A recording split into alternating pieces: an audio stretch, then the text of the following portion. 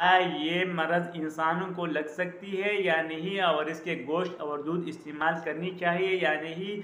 Lump skin disease जानवरों की एक जल्दी बीमारी है, और ये एक वायरस वाली बीमारी है जिसमें से जानवरों की जिल्द पे गिल्टियाँ निकलती है। उसको बहुत ज़्यादा टेम्परेचर हो सकती है। जानवरों की नॉर्मल टेम्परेचर 101 होती है, लेकिन अगर इस मर्ज़ में मुब्तला हो जाए तो इसकी टेम्परेचर 104 या 105 तक पहुँच जाती है। इसके अलावा जानवर खाना पीना छोड़ जाते हैं, जिसकी वजह से वो ज़्यादा कमज़ोर हो जाती है, और कमज़ोरी की वजह से फिर वो मौत की मुंह भी चले जाते हैं। इस मर्ज़ में मोर्टेलिटी रेशो 5% है। अब इस बात की तरफ आते हैं कि आया ये मर्ज़ इंसानों को लग सकती है या नहीं, और इसके गोश्त और दूध इस्तेमाल करनी चाहिए या नहीं।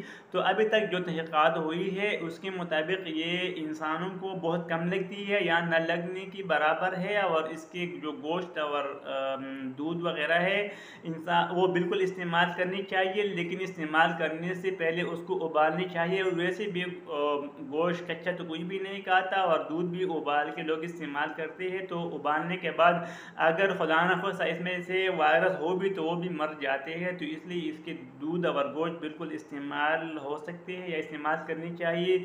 और वैसे भी गरीबों के लिए तो एक ईद पे और दूसरी ईद पे गोश्त खाने का इंतज़ाम अल्लाह ताला करते हैं। तो इसलिए अगर गरीब लोग इस ईद पे भी गोश्त न खाए तो और बेचारे फिर क्या करेंगे।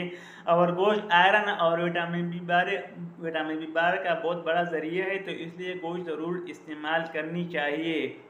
और इसके खिलाफ जो कैंपेन लोगों ने ऐलान किए हैं तो इस कैंपेन का हिस्सा नहीं बननी चाहिए। और ये वीडियो अपने साथी के साथ भी शेयर कर ले। फिर भी कोई क्वेश्चन हो तो कमेंट्स में कर लें, मैं कोशिश करूँगा कि इसके मुताबिक जवाब दे दूँ।